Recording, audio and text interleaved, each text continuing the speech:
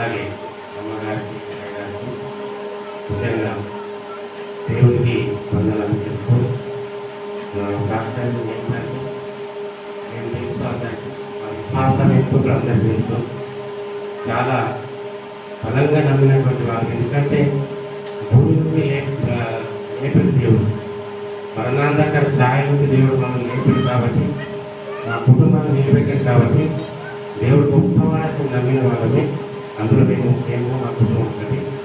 అయితే గత సంవత్సరం డిసెంబర్లోనే ఏమైంది, నా గురించి తెలిసి అందరికి కావాలి.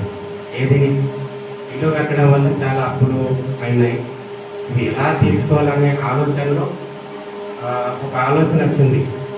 ఏది వెబ్సైట్ తయారు చేసి దాంట్లో రోజు న్యూస్ పెట్టడం వల్ల దానివల్ల కొంత ఫలితం జరుగుతుంది, నెలకింత మనకు సొమ్ము వస్తుంది పని చేస్తే. అయితే మరి ఆ విధంగా చేస్తే మనకు కొంచెం అవకాశం జరుగుతాయి కదా, మనకు కొంచెం డబ్బులు సాయం అవుతాయి కదా అని ఆలోచనలు మరి ఏం చేసినది వెబ్సైట్ ఓపెన్ చేసుకున్నాం. రోజు న్యూస్ సంబంధించిన టీవీ వేయడం పంపడం బాగా చేస్తున్నాం. అది 3 నెలల వరకు చేస్తే తప్పకుండా వచ్చేటటువంటి ఫలితం ఉంటుంది. 3 నెలలు చేసినా 6 నెలలు చేసినా 9 నెలల వరకు కూడా దానివల్ల నాకు ఫలితం ఏమీ రాలేదు. మరి అది ఎక్కడ పొరపాటు జరిగిందో తెలియదు, కానీ కష్టమైతే చాలా పడ్డాడు రాత్రి పగలు. ఈ రాత్రి పగలు కష్టపడ్డాను కాబట్టి దేవునికి కొంచెం ఏమైందంటే సమయం ఇవ్వలేకపోయారు. ఎప్పుడైతే నేను వెబ్సైట్ ఓపెన్ చేశానో అప్పటి నుంచి వృద్ధుల ప్రార్థన చేస్తాం ఖచ్చితంగా 100%. మార్నింగ్ లేవడం, ముందుగా దేవుని ప్రార్థన చేసుకున్నాకనే మిగతా పనులు చేస్తాం. సాయంకాలం ఏమవుతుందంటే కుటుంబ ప్రార్థన అయిపోయింది. ఇది పెద్ద బలహీనత అయిపోయింది. నాకు మధ్య మధ్యలో అనిపిస్తున్నది, కానీ ఇవి కూడా చేయాలి. ఖాతాను ఏం చేస్తుంది, ఆశ చూపించింది. ఇల్లు నేను ఇట్లా పోతే నీ బాధ్యత తీసుకోవచ్చని ఆశ చూపించింది. ఏమైనా ఆశలు పడిపోయింది, ఆశలను వెళ్ళిపోయినా ఏదో అర్థం వస్తుంది, కానీ ఆ దేవుడి చిత్తం లేనట్టుంది, రాలేదు. దానివల్ల మాకు శ్రమగా తగ్గింది. ఆర్థికంగా నష్టపోయాను, శారీరకంగా బలీనమయ్యాను. ఏంటంటే ఇక్కడ నుంచి ఇదంతా పెయిన్ వచ్చేసింది. ఎందుకు కంప్యూటర్ మీద ఊరికే కూర్చొని ఇవన్నీ పెట్టుకుంటూ అటుకొట్టు చూసేవాళ్ళంటే ఏమైందంటే కుక్కల వ్యక్తి ఇక్కడ అరిగింది. హాస్పిటల్లో ఎక్స్రే చేస్తుందో కుక్కలు అరిగింది. అప్పుడు అనిపించింది నాకు, దేవా ఇది నేను చాలా పొరపాటు చేసిన, ఇక దీనివల్ల నాకు లాభం లేదు, ఇది నీకు ఇష్టం కూడా లేదు, కాబట్టి నేను దీన్ని వదిలేస్తున్నాను చెప్పి అప్పటి నుంచి ఏం చేస్తున్నామంటే ఆ మధ్యలో కూడా చాలా రోజులు మా భార్యకు అనారోగ్యం వెంటాడుతూనే ఉన్నది. కానీ మేము దాన్ని గ్రహించలేకపోయాం. ఏంటి, ఏ నొప్పులు రావాలా, ఈ నొప్పులు రావాలా, బ్యాగ్ నొప్పి, తల నొప్పి వచ్చినప్పుడేమో ఇంజక్షన్ వేయించాలా, లేదంటే బాటలు వేయించాలా, రేపు తక్కువ మళ్ళీ వచ్చింది. అప్పుడప్పుడు ముఖం కూడా ఇక్కడ నల్లగా అయిపోలేదు. ఆ తలంపే రాలేదు ముఖం, ఈ శాతాన్ని చేయాలని చెప్పి. ఇక ఏం హాస్పిటల్ పోవాలా, చూపించుకోవాలా, మా బామ్మ చూపించాలి. ఆయన ఫోన్ చేయని బాబు వచ్చి చూదిలేసి నేను గోలిపోతున్నాను. ఇప్పుడు చాలా రోజులు జరిగింది. అయితే మాకు పూర్తిగా అవగాహన అయ్యేకంటే 9 నెలల టైం పట్టింది. అప్పుడు ఏం చేస్తామంటే ఇదంతా కూడా వద్దు, నాకు దేవుడే కావాలని చెప్పి ఆ రోజు నుండి ఎప్పుడైతే మోకరించి సాయంత్రకాలంతో ప్రార్థన ప్రారంభించినామో మా భార్యకు సైతాన్ మీది కట్టులు ప్రార్థన చూడండి. అప్పటి నుంచి మీరు నాకు అప్పటిదాకా లోపల ఏంటంటే కుంగదీసింది, ఏర్పడలేదు. అయితే ముఖాలు వంపి ఎప్పుడైతే ప్రార్థన ప్రారంభించినామో అప్పటి నుంచి బయట కట్టలేదు, ఎప్పుడన్నప్పుడే. అయితే ఇక అయ్యగారితో కానీ ప్రార్థన చేయించడం, మేము కూడా రోజు బలంగా ప్రార్థన చేస్తూ ఉంటున్నాం. దానివల్ల కొంత ఆ రోజు రావడం తగ్గిపోయింది, కానీ అమావాస్య పూర్ణంగా పట్టుకుంటుంది.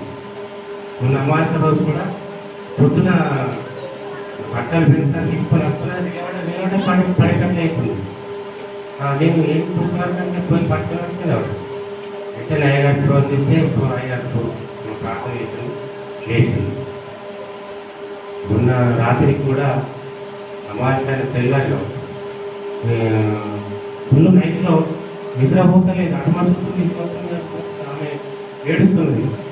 నేను దిగున ఇది పట్టాను లాభం లేదని టైం వరకు 1:10 వెంటనే ఏం చేసినా ఒకరించి వస్తుంటే ప్రార్థన చేస్తాను, బలంగా చేస్తున్నాను. ఆలోచించి నేను ఎప్పుడు పడుకున్నా ఆమె తెలియదు, నాకు తెలియదు ఆమె ప్రార్థన అంతా అయిపోయింది, ఆమె నిద్రపోతాను అట్లా. కాబట్టి దేవుడు ఈ మంచి ఆలోచన కల్పించాడు, నా ఆలోచనలు మార్చి దేవుని వైపు దేవుడు నన్ను మార్చుకున్నాడు. అందుకు నేను సంతోషిస్తున్నాం. అలాగే ఇది కాకుండా చాలా విషయాలు 2 సార్లు నాకు ఒకసారి యాక్సిడెంట్ జరుగుతుంది కనకాపూర్ స్టేజ్ కదా, ఇలా మీకు బట్టే టర్న్ అవుతుంది. అక్కడ ఏమైందంటే సెంటర్లో 4 బండ్లు పెట్టుకొని నిలబడి ముచ్చట పెట్టుకున్నాను. ఎంత నుంచి కార్ అనుకున్నది, నేను వెళ్ళగానే ఉన్నా, టర్నింగ్ మీద ఎక్కడ స్లో ఉంటాను, వెళ్ళే ఉన్నా. అక్కడ చూసే వరకు ఏం కనిపించాలి, నేను మూవ్ అవుతున్నా, వెంటనే కార్ వచ్చేసింది. ఎంత ఇంతకని ఇంటి కంద అయిపోయింది. వెంటనే టర్న్ కొట్టి ఆపేసిన, ఆయన వెళ్ళిపోయింది. అక్కడ ఉన్నంత వాళ్ళంటే వంటలు అయిపోయింది. అప్ప దేవుడికి మంచిగా అవుతుందని ఈ మాట నేను చెప్పాలని అనుకుంటున్నా, కానీ ఇక్కడ రాలేకపోతున్నాను. ఈరోజు దేవుడు మంచి అవకాశం ఇస్తుంది. ఈ అవకాశంలో నేను చెప్పడానికి జరిగింది. ఇంకోటి మొన్న సోమవారం ఈ రోజు స్కూల్లో వాటర్ ట్యాంక్ పెద్దగా ఉంటుంది, ఇంకా నీళ్ళ పెద్దగా ఉంటుంది. అయితే దాంట్లో బాగా చెత్త అయింది. పనులు పిలిస్తే ఎవరు వస్తలేరు. నా సార్ ఏం చేసి చేసి అంటే ఎవరు అచ్చడం లేదు, మనమే చేద్దాం అని చెప్పి ఒక లెక్చర్ తెప్పించాడు. ఆయన దిగిండు, నేను బయటనే ఉన్నాను, కింద ఉన్నాను. ఆయన దిగిండు, దాంట్లో కింద బండలు ఉన్నాయి, బండలు ఎట్లా వేసింది అర్థం కాదు. ఆయన ఏం చేసిందంటే ఆ బండలు తీసి పైకి తెచ్చిండు. అతను వంట చేస్తూ నిలబడ్డారు, మీకు సైడ్ పిల్లలు ఉన్నారు, ఆ ట్యాంక్ పక్కన నేను ఇలా నిలబడ్డాను.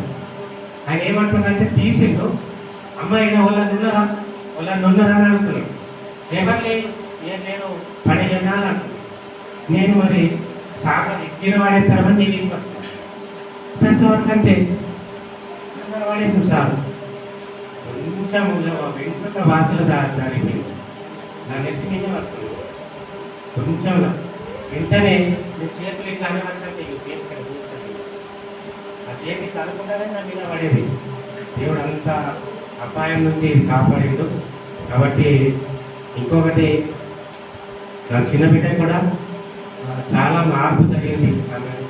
ఇంకా అది సరిపోదు, ఆ బిడ్డకి ఇంకా మార్పు కావాలి. మీ కుటుంబ ప్రాంతాల్లో మా గురించి, మా పిల్లల గురించి జ్ఞాపకం తెచ్చుకొని ఇంకా మా లీనమ్మ గురించి అయితే చెప్తే ఆయన అయితే వండారు. నాకైతే చాలా రోజు ఏడుస్తున్నాయి, పడిపోకటే కదా. పొద్దున రేపు బాధ ఆయన నుంచి స్టార్ట్ చేస్తుంది, అమ్మ నేను పోను, అమ్మ నేను పోను, అమ్మ నేను పోనని ఏడుస్తుంది. కొన్ని గంట చేసుకున్నప్పుడు అందరికీ ఫోన్ చేయాలి, నేను మీ పాప ఏడుస్తుంది తోలుకోలేదు.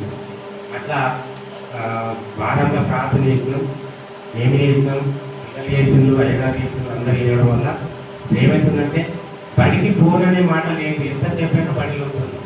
అలేగా దేవుడికి మనం కలుగుందాక చాలా చక్కగా పోతుంది. బడికి నేను పోనని మాట అసలేదు, అది మాకు చాలా సంతోషం. అప్పుడే ఇంకా చదువులో ఎదగాలి, మంచి జ్ఞానవంతులుగా ఏది అయినా కానీ ఇట్లనే పట్టేసుకునేటటువంటి మంచి జ్ఞానం ఉంది. ఆమె పట్ల ఆమె కూడా మంచి ప్రార్థన చేయడానికి ఇంకాను మా కుటుంబానికి దేవుడు అన్ని విషయాలు సహాయం చేయాలి. ఇంకా మాకున్నటువంటి అప్పుల విషయంలో కూడా త్వరగా తీర్చుకునే మార్గం దేవుడు మాకు చూపించాలని మేము దేవుడిని కోరుకుంటూ ఈ చిన్న కష్టం దేవుడు దీవించి ఆశీర్వదించున్నాడు.